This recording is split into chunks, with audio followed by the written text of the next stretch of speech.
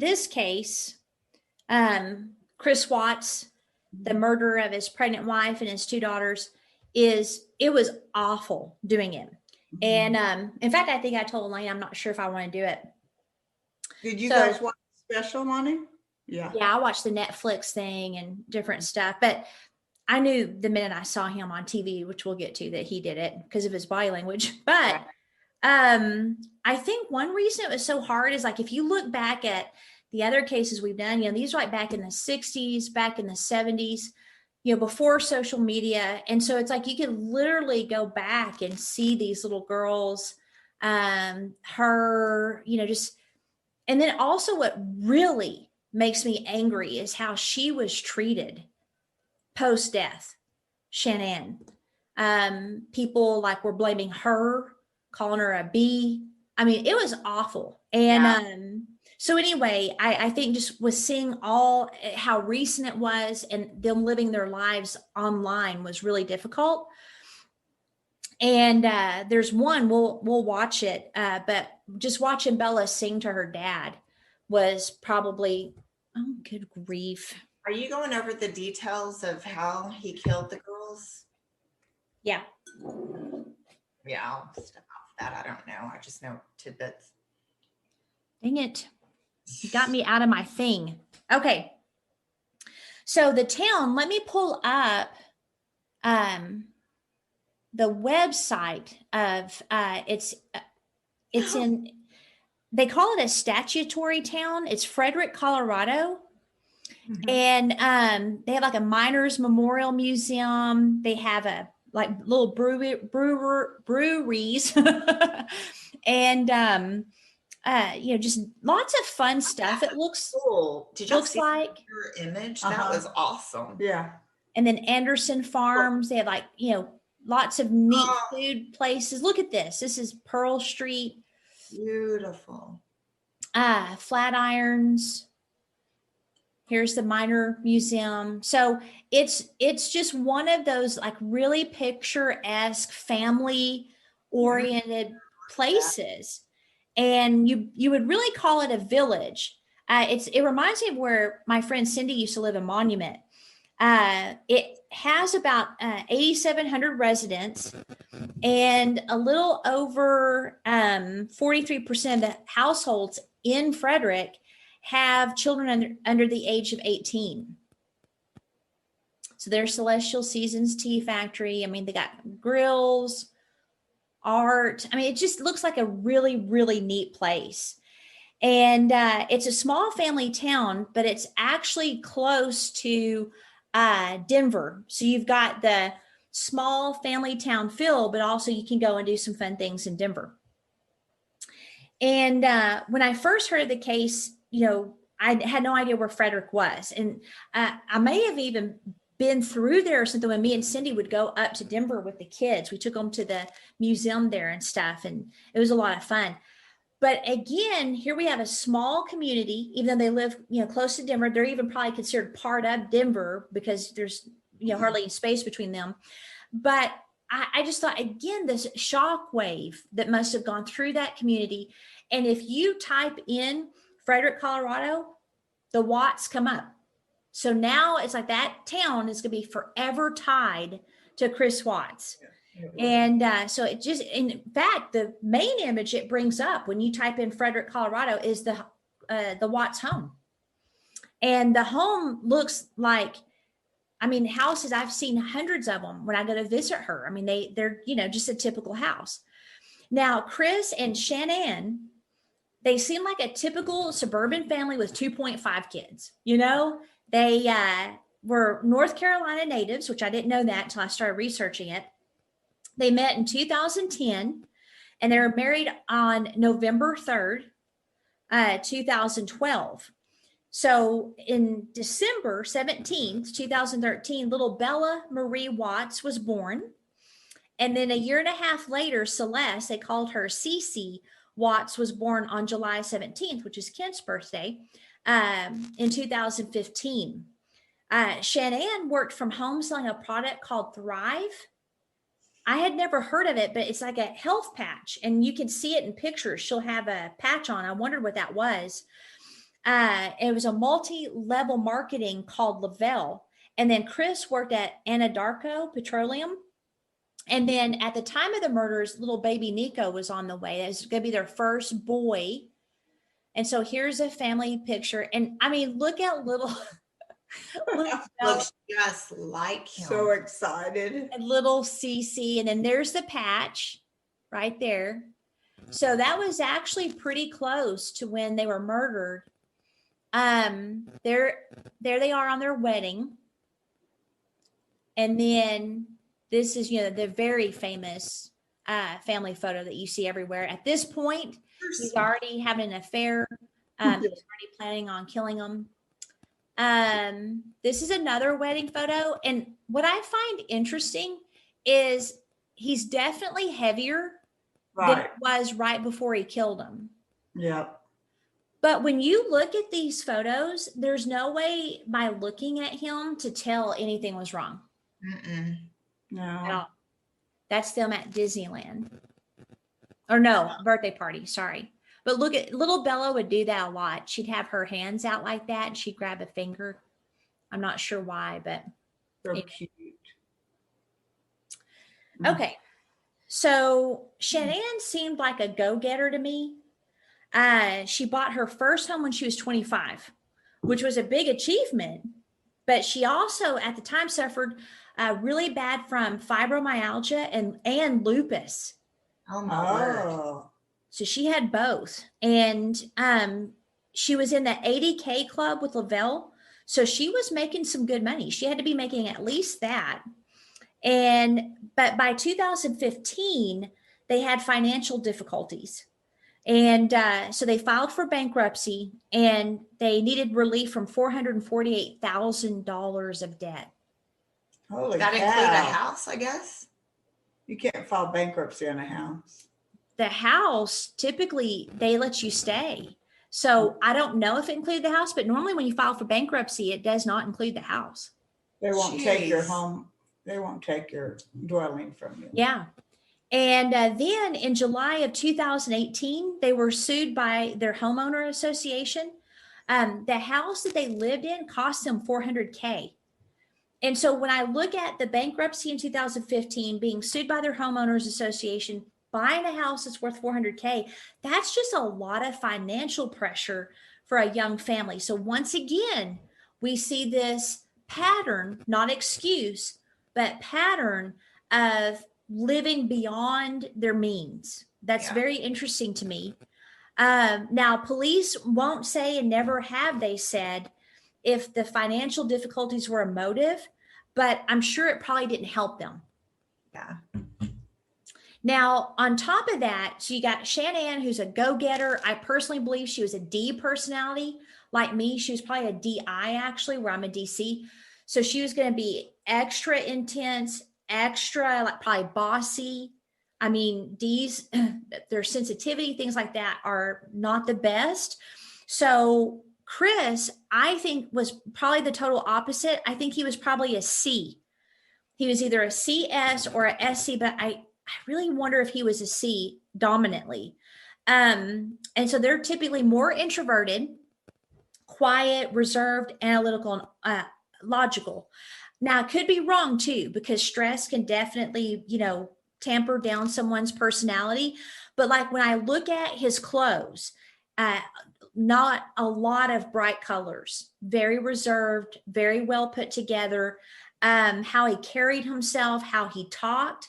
And then even some of his text messages, I think he definitely had a high level of C.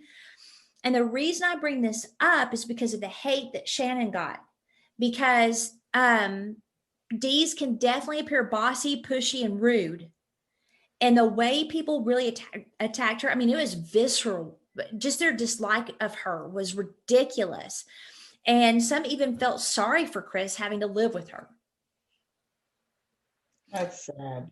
Yeah. And I could see, because there was like one video where she's like, hey, I told you to have those out, and then she goes to the garage, like, you have to tell them to do everything. I mean, you could see that their personalities were definitely had times where they didn't mesh. So it's like, like a D, if she asked her husband, hey, can you do this for me? He's like, yeah, sure. And then doesn't do it, or it's like weeks later, you're still waiting.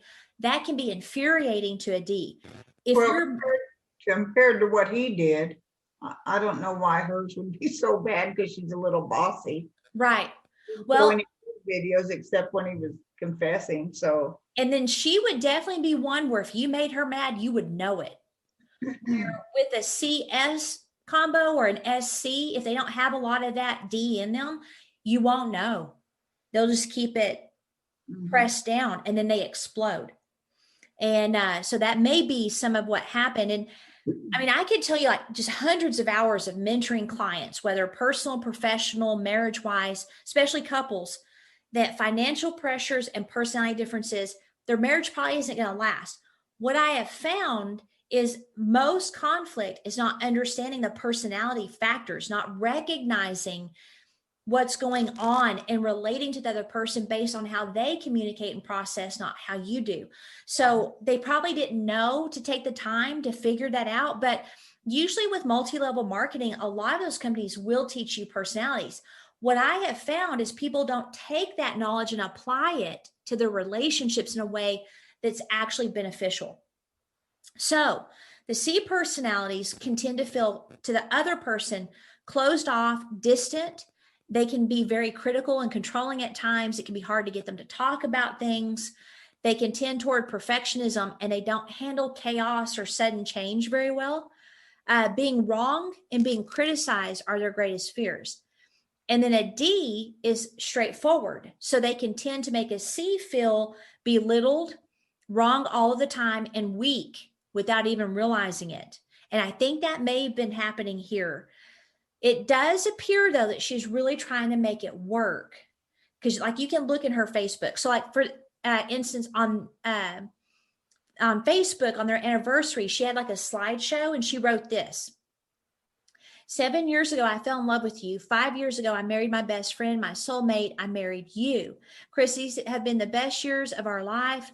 Our love just grows strong every day. We have 2 beautiful girls that call us mommy and daddy.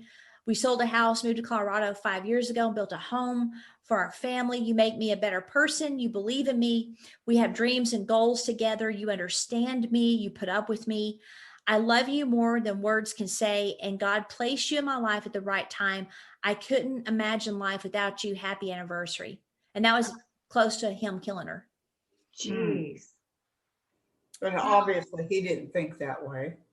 Right. But he wouldn't say anything because that typically is the way people communicate of his personality. They usually just keep things in and they either self-medicate or they blow up.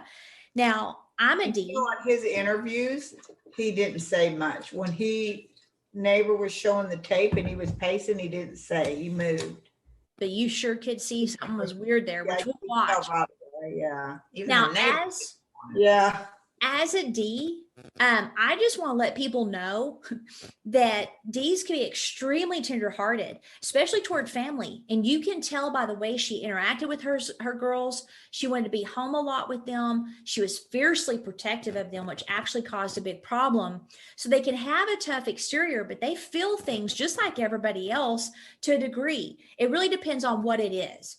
So if it's something with their family or their loved ones and relationships, they can be really impacted and it can hurt them a lot. So I know she was a really good mom, and I'm sure she was frustrated at times trying to get Chris to do things for her or with her or come out of his shell. So, like having to ask him to do something more than once was probably very frustrating. I remember in early years of me and Mike's marriage, that was a lot of our fights. And so now, Shanann did not cause Chris to kill her. No. So I want to say that, but I just wanted to kind of show the dynamic that I picked up from seeing them interact on video, things like that. And then I also think Chris was a psychopath, which we'll get into later. And I also believe he was shut down a long time ago. He what? He shut down. Oh. Mm-hmm. The other thing I found interesting is when you look at the Facebook where Chris was on there, which by the way, C's hate being videoed, picture taken for Facebook and stuff, they don't like it. If you look at a lot of C's on Facebook, they don't even have a profile picture.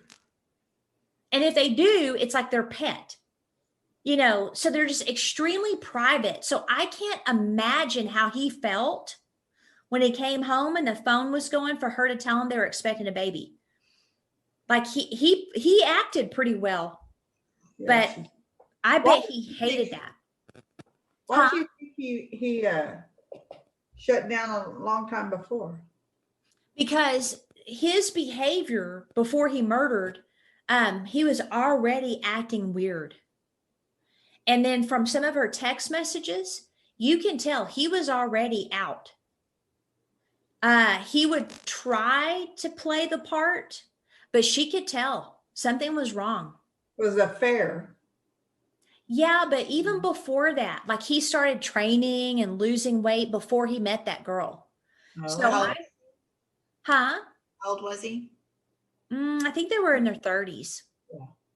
Yeah. So it was probably just years of her making him feel a certain way that caused him to start shutting down. Not to say that's why I murdered her, but you know what I mean? Like it was, again, a perfect storm was brewing. But you have other people in marriages where they don't kill their entire family just because they have a wife maybe that doesn't know how to interact in a way that's good.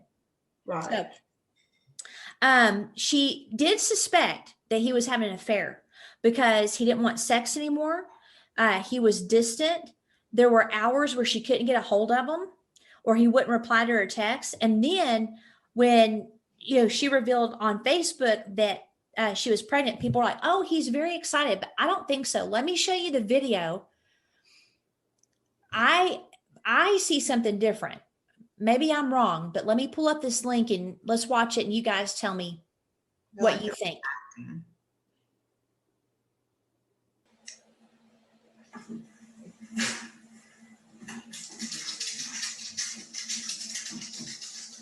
We did it again.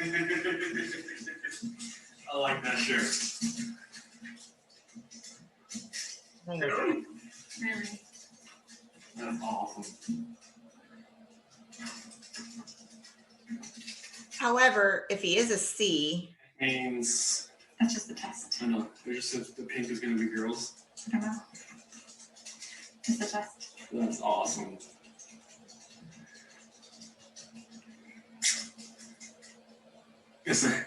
Guess when you want to see what happens.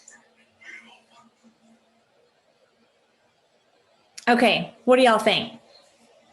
well, C, being that he's a C, first of all, he was kind of acting, but not because he was a psychopath, in my opinion, but because he's a C personality. It's difficult to show the emotion you're supposed to. Oh yeah, I can't. in That public. video doesn't show me he's a psychopath. He's definitely a C, but just the way he stopped, Yeah. and then it's like, okay, he has to adjust to being on video again, and then just that phrase where he said, "I guess when you want it, it happens." Yeah. It was like, okay, and then he goes, "Wow." Okay, so like when I told Mike I was pregnant, he in his C way was very excited. And I knew he was excited. He's like smiling ear to ear. And our situation wasn't the best. I mean, we weren't married yet. We're young kids. How are we going to take care of a baby? I was still adjusting to the idea. He was super excited. And so it's just kind of, he was definitely muted, which is a typical C, but it just, I don't know. It just felt off to me, even for a C, but I couldn't gauge it for sure. Towards the end, I thought he was sort of forcing his reaction towards the end of the video. Not to mention, who wants to be videoed like that? The whole world knows. Right. You do something private. Right. But for her being the DI or ID that she was, oh no, she's going to live it all on social media. So we can't really gauge, is he excited and he's just like he's not wanting to be on camera and all of that, or does he not want another baby? And then he looks at the test and it's almost like I was like, why are you looking at the test? Are you just trying to have something to say? So you're examining the test? Right. And then she corrected him on like Well, he was- and it's weird. Like he thought pink meant girls. I'm like, where have you been? You know, pink doesn't. That was mean sort of anything. a little dig at him, I think. Yeah. Obviously, he knew that it's not going to tell it was a girl. I don't know if he knew. It Sort just, of, most men, I mean, they had 2 kids, know what a pregnancy test is. So he sort of humiliated him a little bit. I could see where people be angry with her the way she was, but not to the well, she extent- just said it's the test. We don't know yet. It's the test. I didn't feel like she's getting onto him or making him feel bad. I just think he looks stupid not being able to read a pregnancy test. But just the fact that he was looking at the test, it was just weird. But it could be weird because he's on camera and he doesn't know what to do with himself. Okay. Right. So now at this time, when he finds out she's pregnant, he's already seeing another woman. Hey, real quick, had they already filed bankruptcy at that point? Mhm. Oh, Yeah. So they've already gone through that. He's already met this lady at work. And I just didn't feel like he was genuinely excited. However, I have a very strong C in Kent. And the most excitement I see Kent have is a smile. Yes. Yeah. So, all right. Now they're expecting this other child. Shanann doesn't know that he's already having an affair. And she also didn't get along with her in-laws. And that sounds like a really weird dynamic here. It sounds like they spoiled Chris rotten. Was she suspecting the affair before she got pregnant? That was a question that just popped in my head, and I was trying to remember for my research. Uh-huh. I'm not positive. If I thought that, it's probably in my notes, Because she may have thought that would help. which happens a lot. Like a Yeah. lot of people think that, yeah. Yeah, FYI, it does not. it does not. Yeah. Never. So his parents didn't attend the wedding either, just like the DeFeo. Yeah. And they felt that she was taking him away from them. Oh, How? was he the only child? Mm-mm. Hmm. Nope. How taken away from them? I have no idea. However, if she had a really strong D personality, that could have been a real concern to them. Maybe they just sound like they spoiled him and they were too involved. Just from what I researched, it's just kind of an interesting take on your son getting married. Like I didn't think of Christy taking Kent away. I thought of I was getting a daughter in love. You know, She's a sweetheart and totally different Yeah. personality. I mean, that's think true. If she was, very Yeah. strong, aggressive, and come And off that- like a jerk. Yeah, if someone acted like that to one of you or the That's grandkids, I'd think, boy, they should have jerk. You run as fast as you can. yeah, that's true. Mm. So on June 27th, 2018, Shanann takes her girls to North Carolina for a 5-week vacation. And Chris stayed home at work. And it was around this time that Chris and a coworker named Nicole Kessinger had seriously started dating now. They had already been kind of forming something here. Now they're actually dating.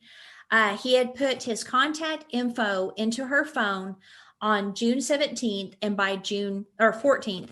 By June 17th, he told her that he was married with kids, but they were in the process of separating and they weren't. But then she leaves for 5 weeks. Mm-hmm.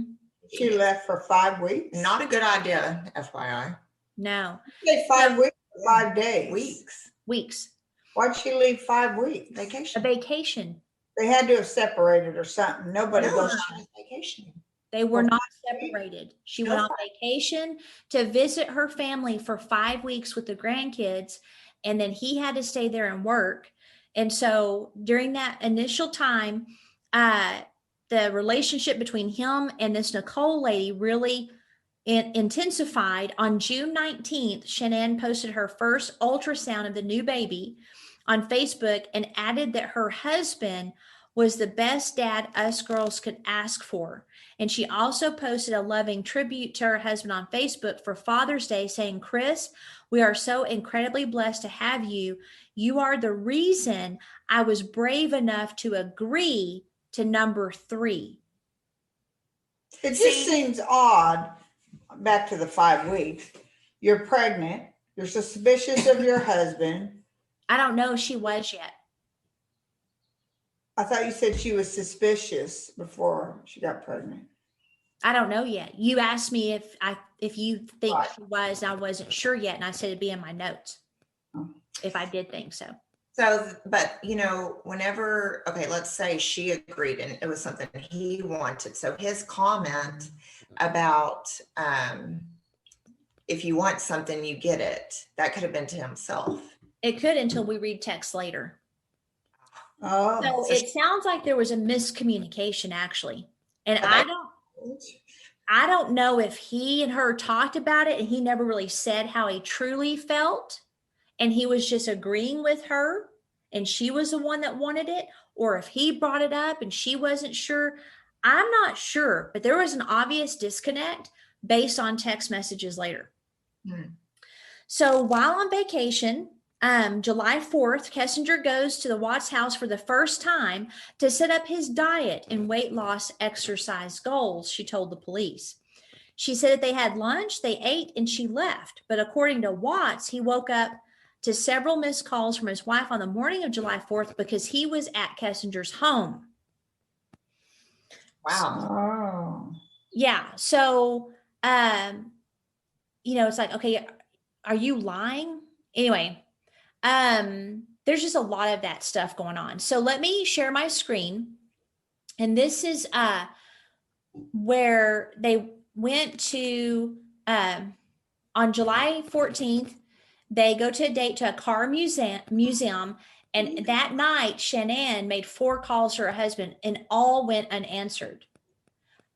This is a semi-nude photo that Kessinger sent Chris of herself, which he stored on a secret calculator app on his phone. How do you do that on a calculator app? It's probably meant to hide stuff. And then Chris and Kessinger visited the Great Sand Dunes National Park and spent the night at a nearby campground. July 30th, he gave her a love letter before he left town to join his family on their summer vacation for a week. A kiss, a touch, a smile, a squeeze, a look, a laugh, a tickle, a tease. And then on the inside, he has lyrics to a song called Down to Earth by the band Through the Roots.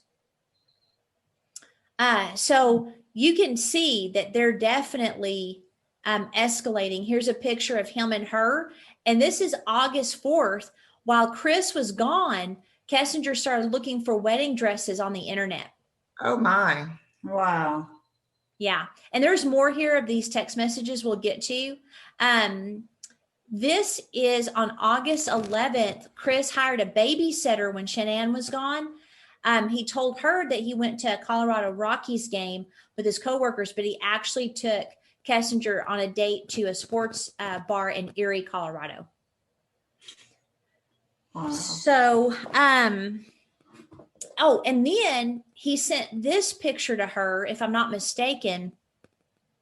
So at this point, he had already been working on his fitness goals, because you can tell, like right here, even here, he's definitely worked on losing some weight, different things like that. But this is, he was really intensifying his training here. And it sounds like his girlfriend was also a fitness buff. And so they were, they kind of had this common ground of being fit and stuff. And so it sounds like she was helping him with his weight loss goals. Later, he told investigators that he was drawn to Kessinger because she made him feel that she was pursuing him instead of him having to pursue her. Mm-hmm. So That's sort of him, right? His personality. yeah. And so you can tell that by this time, him and Shanann, their marriage is not good. And that happens a lot when you have young children, you've got the financial problems they had. It just kind of sucks the life out of marriage. And so maybe he didn't feel like he's being pursued by his wife, which Adi is very independent. And if Adi doesn't learn to make the other person feel pursued and important and needed, that can definitely happen. So as time went on, Chris was getting more and more bold about his relationship with her. Like he wasn't hiding it like he was before as much. So on July 30th, Chris gave Kessinger a love letter before he left. But things weren't great. And it appears that Shanann had a confrontation with Chris's parents because his mom gave little Cece nuts and she's allergic to them. Oh gosh. And so Oh. because of their fight, they decide not to go to Celeste's birthday party. And let me pull up these messages that they had. Let me see if I can find it. Okay. So this is some of the things. She sends him a long text message about the fight. So you can believe I created this dagger, but I didn't do that. I stood up for our kids. I advocated and protected our children.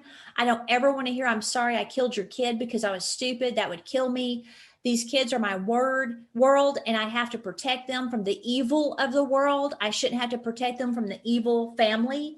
Our kids deserve the same love and attention that other kids get, nothing less. I'm not accepting I'm sorry from your mom because she doesn't mean it and she knew what she was doing. I made it very clear not to eat around Celeste because she doesn't understand.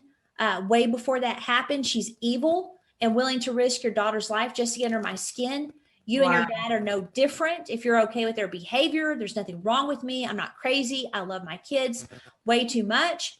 And then listen to this. From the day I left, you never said I missed you before I said it. Something changed when I left. You may be happier alone, and that's fine. You can be alone. This pregnancy, you have failed to acknowledge it or to acknowledge how I'm feeling. The first trimester is the scariest, the most dangerous. We can lose this baby at any point till delivery. I'm not going to be treated this way for having the balls to protect our family and kids. I should get a cold ducking, I think she meant to say the other word, medal for handling it the way I did because I had a lot of choice words to say to her, blah, blah. And so later, she contacted her friend and shared some text messages with him, obviously overly dramatic. Right. But I doubt the mother did that on purpose. I don't know. I don't know. However, If you don't believe it, like Right. he's got a nut allergy. Sorry, go ahead. Right. but she also brought out other things that were bothering her. Mhm. And so one of the most important things for a D is to feel significant to people. If they're forgotten, if someone or something else is chosen over them, that really gets in there. And so I think he's already detached himself. She already knows there's something going on. She's suspecting an affair while she's been gone. I don't know if she suspected it before, but now it's like, I'm not important to you. And if you take their side, you're just as evil as they are. So for a D, her husband should defend her and the children. That's how she sees it. And I agree. But I also see how she's being overly dramatic. Well, defend her to a degree. I mean, if he doesn't feel she's right at what she's saying, I And the wouldn't, mom, I wouldn't defend her. that And- is his mom, so he knows her better than his wife. And so if he truly believes his mom didn't mean to, Yeah. it could have been something as simple as she grabbed some nuts and Celeste really wanted them. And either she forgot or maybe she thought Shanann was being dramatic and she didn't have an allergy. Right. Right. So it was bad. And from that point on, Chris referred to the incident as Nutgate. Nutgate. That's So the picture I'm getting is that Chris didn't take up for his wife or kids. I do think his parents had spoiled him rotten, but I don't think he handled confrontation well at all. And so he also blamed Shanann for creating a wedge between him and his parents early on. So Thank that's you. probably why they thought she was taking him away from them. So Right. there was definitely some stuff. But I can tell you also as a D, if I had a mother-in-law that kept giving my kid something that he was allergic to, it would be on. I could handle one time, Yeah. maybe even twice. You do it again, and we're going to have a fight. The one time I got in a fight with my mother-in-law was something to do with Kent. right. So I can see that side too. So anyway, Shannon's obviously sensing he's not missing her. So he shows up, right? So he gives a love letter to his girlfriend. He shows up to the family vacay. And the first night she's hoping they could be intimate. Well, he decided to do push-ups instead. Oh, so he's yeah. all up. And Mm-hmm. Surely she knows by then something. Oh, she can tell. Yeah. So things are escalating quickly. By August 7th, Chris let her know he didn't want the other baby. By when? August 7th. Yep. So he was cold during the ultrasound appointment. She even grabbed his hand, but he didn't grab it back. Things were so bad, she canceled the gender reveal party. Oh. So all of this was very confusing to her. Things seemed to be turning around, and he was playing the part, and they were so intimate, and she thought they were in love when she left, but now things aren't good, and she can tell they're not good, and she's confused. So what Shanann didn't know is all this time Chris had been dating this girl. You might have been in love with her. Yep. Mhm. So things were bad. And in fact, she texted her friend and about how when he got there, how he was acting. And she said, did he say that he loves you? No. He asked me if the kids could see his parents, and I said, no, I'm standing my ground. They haven't made contact in 4 weeks. No show to her party, nothing.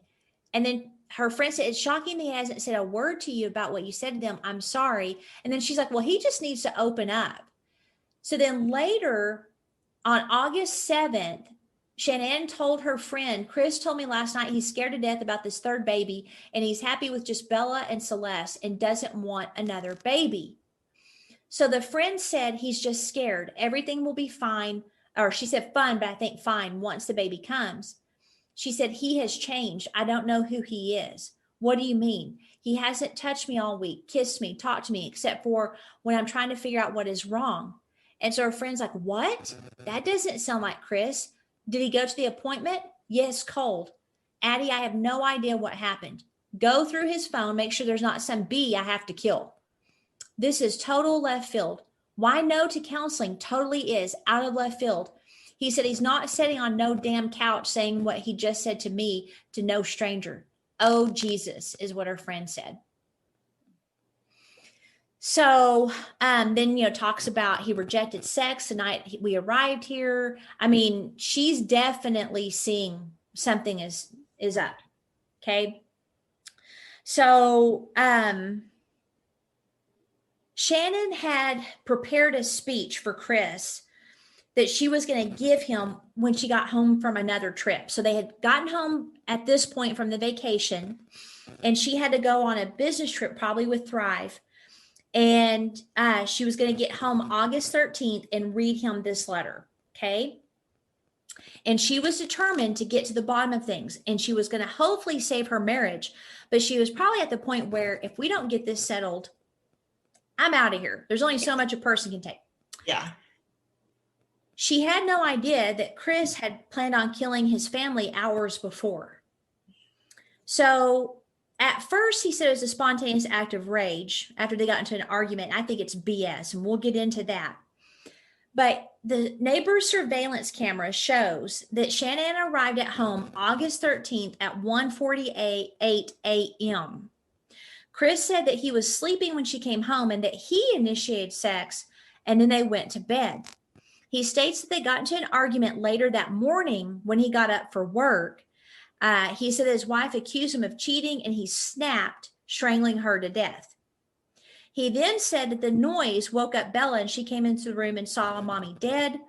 She asked what was wrong. She then watched Chris wrap his dead body's wife in a sheet and drag it to the truck. And the neighbor's surveillance camera shows Watts loading his work truck up and leaving at 5:27 a.m.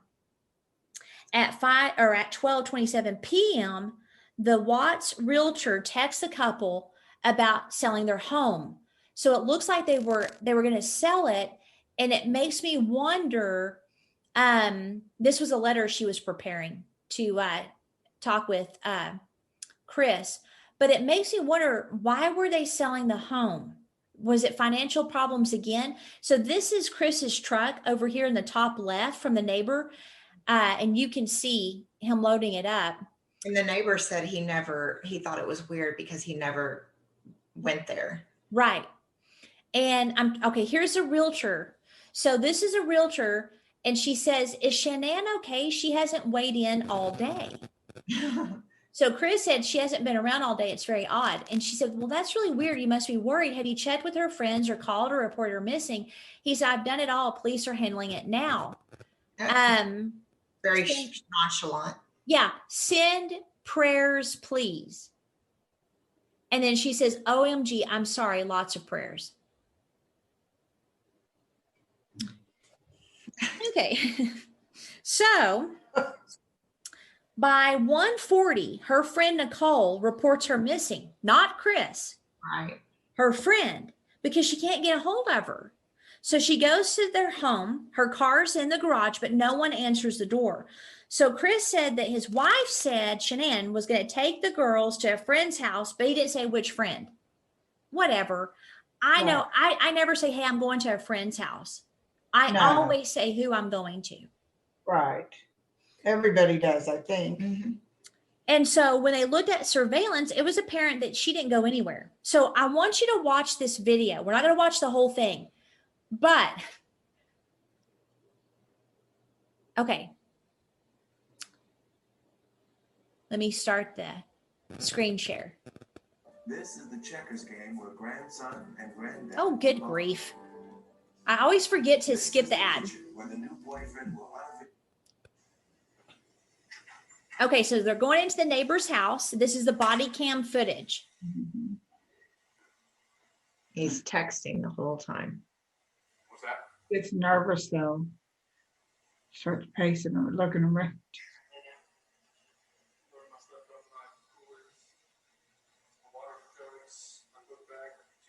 And the cops there.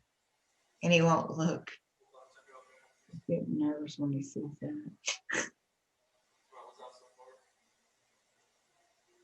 Is this on continually recording? Is it motion or is it? Okay, it's motion. So just real quick, I bet he was freaking out. Yeah. He probably forgot about the surveillance. Right. He was.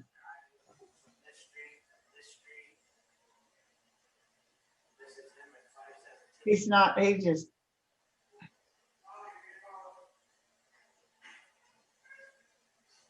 Now he's looking. Oh, boy.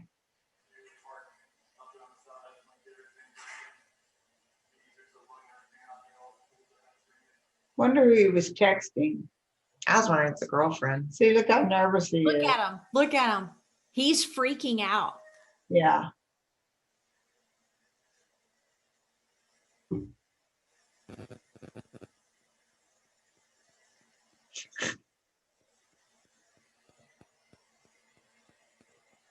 Yeah, I wonder who he was texting.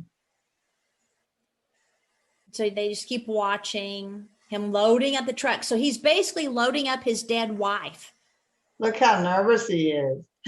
He's looking at the cop like, Licking his lips. My detective just showed up. So he'll probably want to talk to you. He probably, like I said, he might have you call at the bank and see if there's any kind of activity. Because if there is any sort of action on his cameras, I would have got it. Like I've got issues the other week when people were stealing stuff out of like garages and stuff like that. And I parked my car here. His friend was more engaged in the yeah, video than he was. look, he's loading something.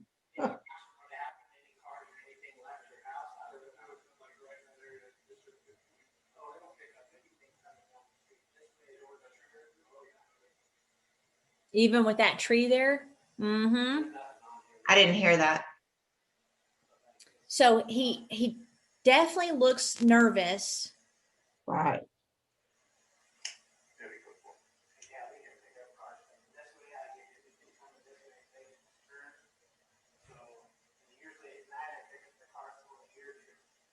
So he's like, I pick up everything.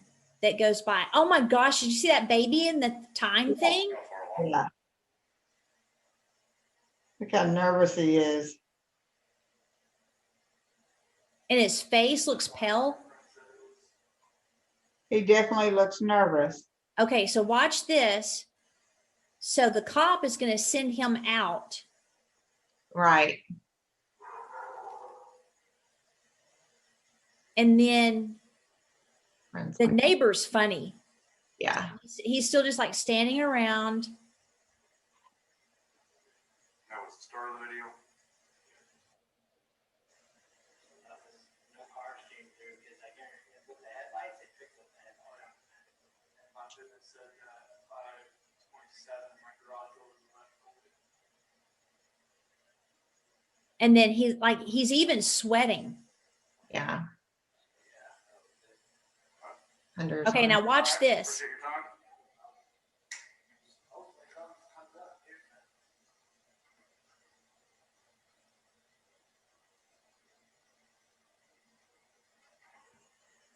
Matter of fact, you just want to go talk to him, I'm gonna get his info real quick.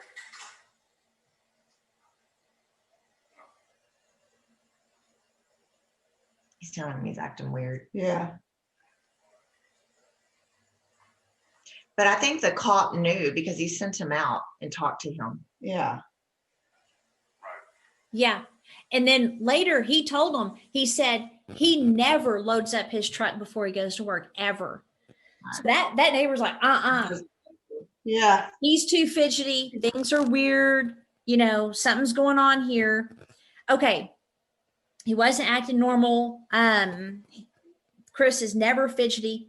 So the next day he was interviewed on Denver station number 7. And what do you think about this? I switched from State Farm because of this site. Dang They it. had me paying $163 a month for my new. Okay. Chris Watts, WATTS. So I want to, Right now, it's hopefully they can pick something up to where it's gonna lead to something. And she came home from the airport 2 a.m. and I left around 5:15. She was still here. And like about 12:10 in that afternoon, her friend Nicole showed up at the door. Like I had texted Shanae a few times that day, called her, say, but she never got back to me, but she wasn't getting back to any of her people as well. And that's what really concerned a lot of people is like, she's not getting back to her. But like, I mean, she wasn't here. The kids weren't here. Nobody was here. Shanae, S-H-A-N-A-N-N. Bella and Celeste. now did you see that face C-E-L-E-S-T-E. Mm-hmm. where he had the slow eye closed? That to me is a stress marker. Celeste is 3. So after I called her and texted her once, I mean, right now I don't even want to just like throw anything out there. Like, I hope that she's somewhere safe right now and with the kids. But I mean, could she just taken off? I don't know. But if somebody has her and they're not safe, like I want them back now. Like that's what's in my head. Like if they're safe right now, they're gonna come back. But if they're not safe right now, that's the not knowing part. Like if they're not safe, 0 cents. Yeah. every light in the house on. I was hoping that I would just get ran over by the kids running in the door, just like barrel rushing me, but it didn't happen. And it was just a traumatic night trying to be here.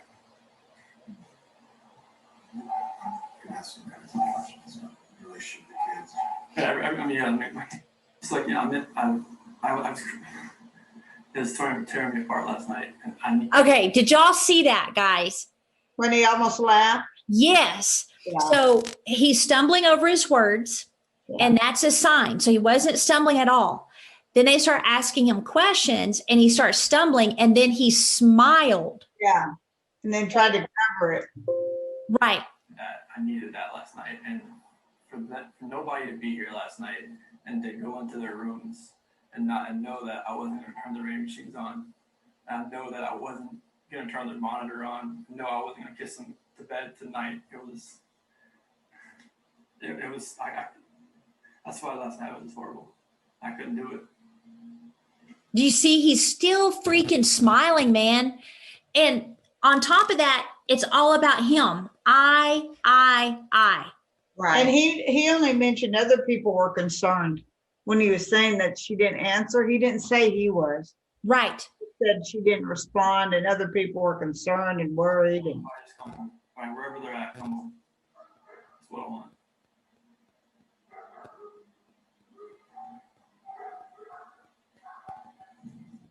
That's Sunday, so it's you and I. Yeah. To get home like 11, she got home at like 1:48. But And then the t-shirt. a lot of people, so they don't laugh or anything or cry, they put their lip in. Yep. What was her parents saying to you? And he, it's there's a lot going on around here, and I drive around. You don't know what to look for. Last couple of questions. Was this law enforcement with police or sheriffs or your neighbors? Is anybody, what's police saying? Right now, this is what they're doing right now is with the canine in the sense. I think this is the biggest thing. This is the biggest thing they've done so far because yesterday Frederick Police Department did all the searching of the house and try to gather that being positive. What did your neighbors, did they see anything? Did you guys see No, like we've I'm trying to find a certain section. Where it talks about a shirt. watch these? Here it is. Shanann, Bella, Celeste, if you're out there, just come back. Like if somebody has her, just please bring her back. I need to see everybody. I need to see everybody again. This house is not complete without anybody here. Please bring her back. And then he's pursing his lips. Okay. The house isn't the same. Right. I need Not everybody back. Hold on. So right after that interview, he comments on his t-shirt and his whole demeanor changed. Oh yeah. Yeah. Mhm. Yeah. So the lip pursing, licking lips, usually when people purse their lips are holding back stuff. Him licking them is definitely, he's stressed. The closed body language, he's like hugging himself, is definitely protected. But the laughing, and then he's like, I really need them back. The house isn't the same. I really need you. If you're out to come back. I mean, you're shaking your head. No, he doesn't want them back. So that interview is what got detectives on him.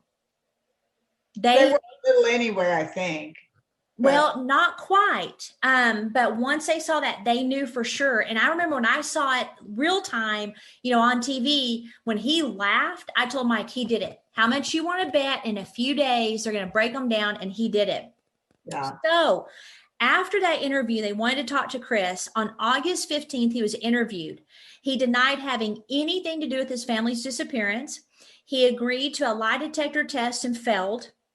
The police also found out that he had a mistress. So they decided, and I'm not quite sure what got them on this, but they decided to do a search of the oil and gas site where they believe the bodies were located at 4:15 p.m. Wasn't it because of his phone, where his phone was? Probably. I think it was where his phone had last been or something. Yeah, Yeah. That makes sense. They spot a bed sheet matching the pillowcases in the top sheet recovered from a kitchen trash can in the Watts home earlier that day. And they also see what appears to be like a grave site near the oil tanks. He's caught.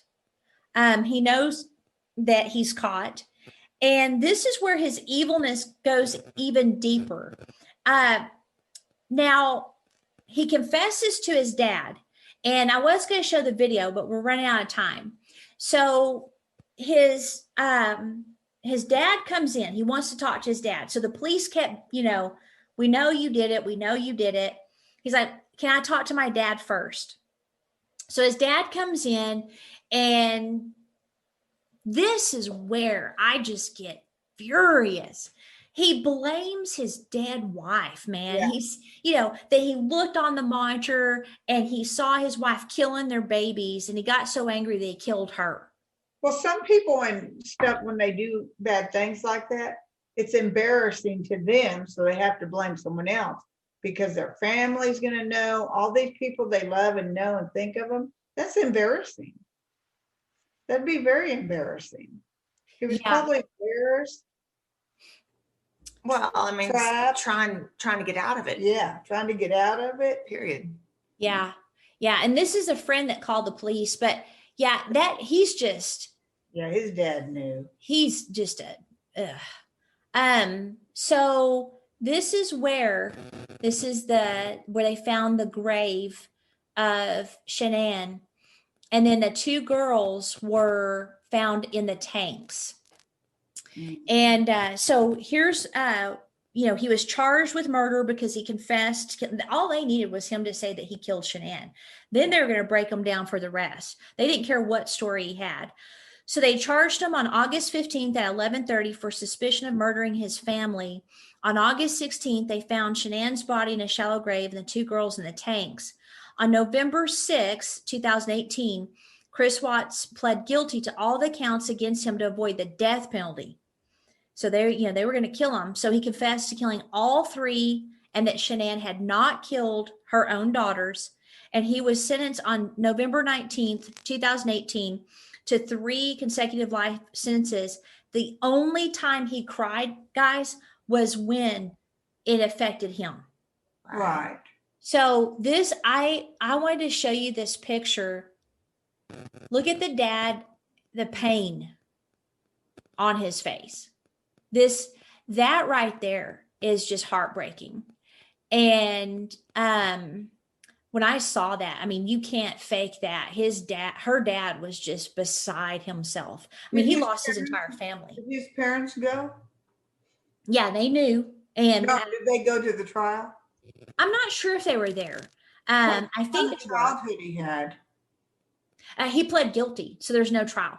No, what kind of childhood did he have? Oh, I don't know. I couldn't find out much about that, nor could I find out much about his parents. Now, after he got sentenced on February 18th, 2019, he spoke to 3 investigators at the federal prison, and he told them how he did it. So I'm going to try to piece it together, and we'll end this episode. Yeah. So, I don't know the details Chris, of it. well, you have to hear because you made me research it. Me?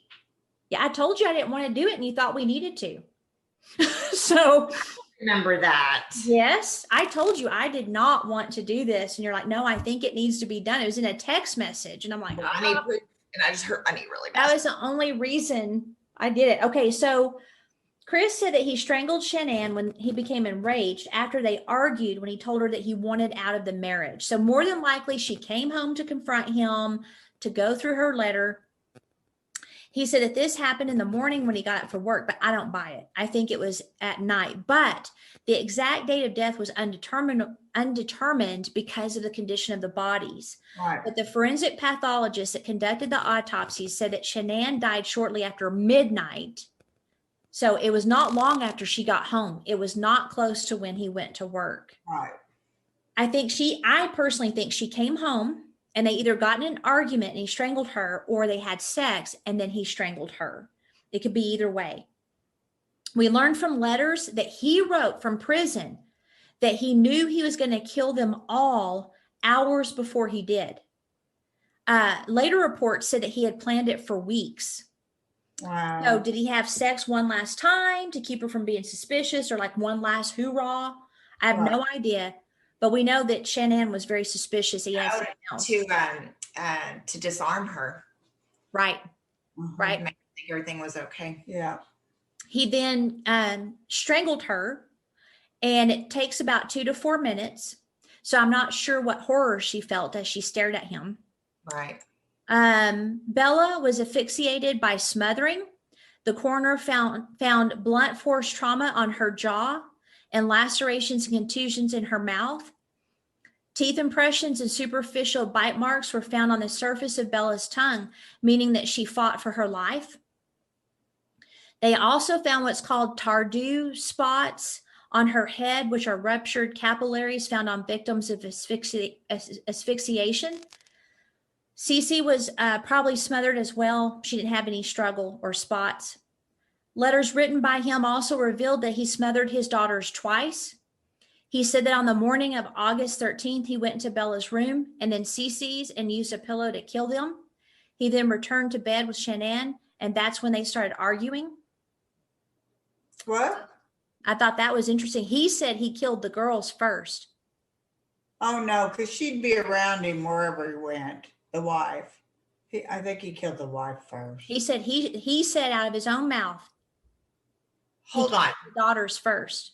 Hold on just a second. But he said that he killed her after he woke up for work, right? Yeah, but she died a little after midnight. Her personality, though, I don't see why that he could kill those kids first without her on his trail. I don't know if she would be, he may have just said he's going to tell the girls goodnight. So but this is what he said. So I'm just reading what he said, that he killed Bella first, then he killed Cece. He returned to bed with Shanann and they started arguing. So he strangled her, but Bella and Cece woke up. He said he killed them twice. He thought they were dead and they weren't dead. Oh. Bella's eyes were bruised. And both girls looked like they had been through trauma. Those were his words. Watts wrote, all the weeks of me thinking about killing her and now I was faced with it. He gave disturbing details about the last moments of his wife while he strangled her. He said that she started to get drowsy and I somehow knew how to squeeze the jugular veins until I cut off the blood flow to her brain and she passed out. I knew if I took my hands off her, she would keep me from Nikki. They asked me why she couldn't fight back. It's because she couldn't fight back. Her eyes filled with blood as she looked at me and she died. I knew she was gone when she relieved herself. Watts was surprised when his daughters walked into the room while he was wrapping her body because he thought they were dead. Oh my goodness. He then put her body in his truck, which was captured on the neighbor's surveillance camera. He wrote, the girls were just kind of running around the house and watching me with scared looks on their faces. Bella started to cry, and when she did, Celeste started whimpering. What a nightmare this was. I realize now the girls getting up and walking around may have been God's third attempt to stop what I was doing. He took his daughters alive with him to the oil field while Shanann's body was in the back of the truck. Just makes me nauseous. I dumped Shanann on the ground and now walked back to the truck, and with the blanket that Celeste was holding, I pulled it over her head and smothered her. In front of her sister. He then dumped his younger daughter's body into one of the oil tankers. All the while, he made his elder daughter watch him kill his sister, or her sister. I couldn't believe how easily it was to just let her drop through the hole and let her go. I heard her splash as she hit the oil. He came back for his elder daughter and was surprised when she tried to fight back. Little quiet Bella had a will to live. Out of all of the three, Bella is the only one that put out a fight. I will hear her soft little voice for the rest of my life saying, Daddy, no. She knew what I was doing to her. She may not have understood death, but she knew I was killing her. She even asked me, is the same thing going to happen to me that happened to Cece? During the interview, the police showed him several family pictures, no emotional response, no tears when he talked about how he killed the girls. The only time there were tears was when they were talking about what was going to happen to him. And right after he explained how he stuffed his daughters into the oil tank, he was offered lunch. And without batting an eye, he said that he'd like some pizza. Well, the police said he didn't just drop them in the holes. One of them too big, he had to force her to move her body, and there was damage on her body because she wouldn't fit through the hole. He forced them in there. What a douche.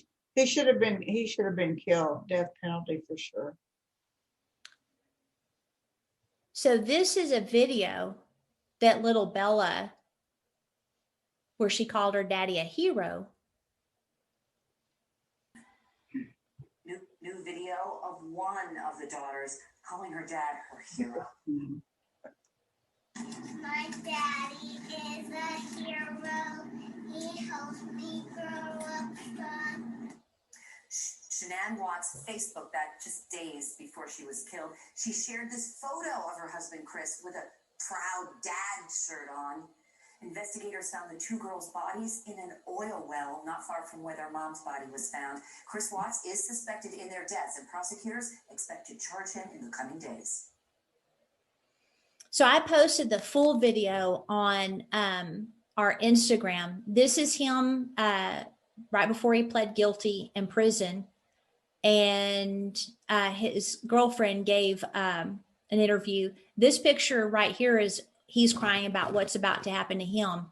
And then this is him in February 18, 2019, when he told the entire story of how he killed his wife and daughters. I wonder what his girlfriend thought about all that. If she knew anything was off. It doesn't sound like she had any idea. And I just, when people they're like, well, they feel sorry for him because he was married to Shanann. That infuriates me because his daughters could have lived. And yet he killed them twice. Yeah, he made that choice twice. Right. People are ignorant. Yeah. So as far as the type of annihilator he is, I'm not sure. He wasn't religious. What were the four again?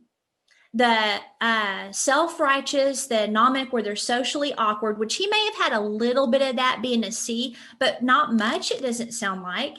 The other one's disappointed.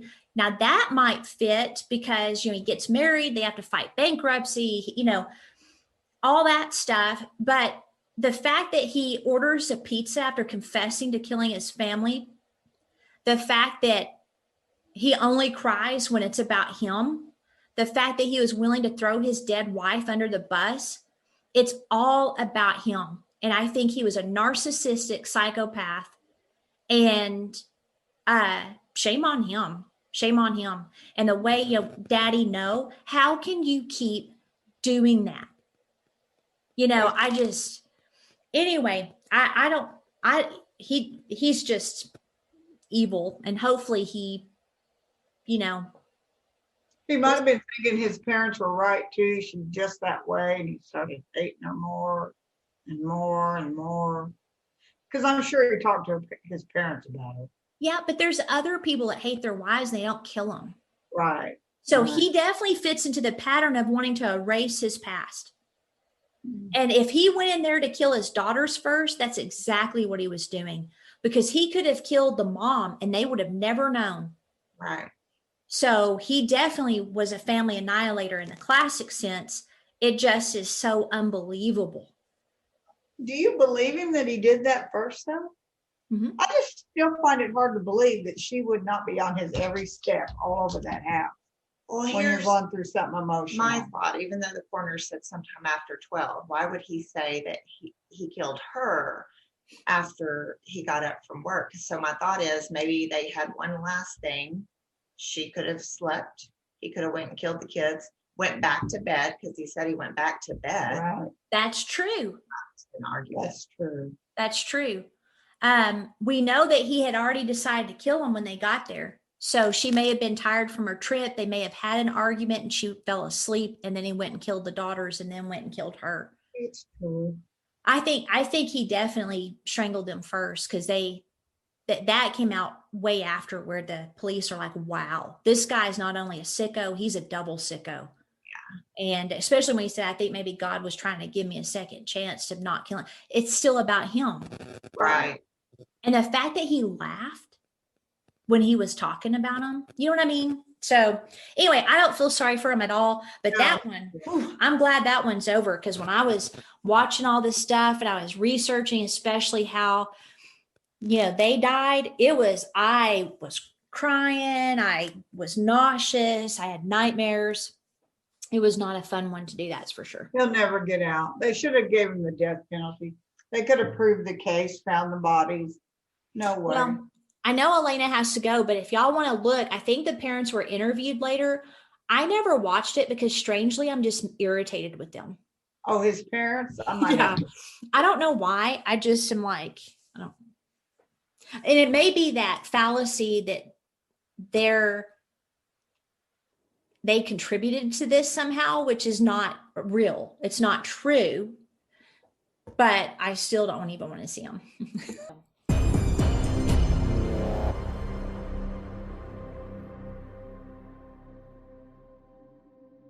Outline of a Murder is a Mr. Joseph production. What do you think, Joseph?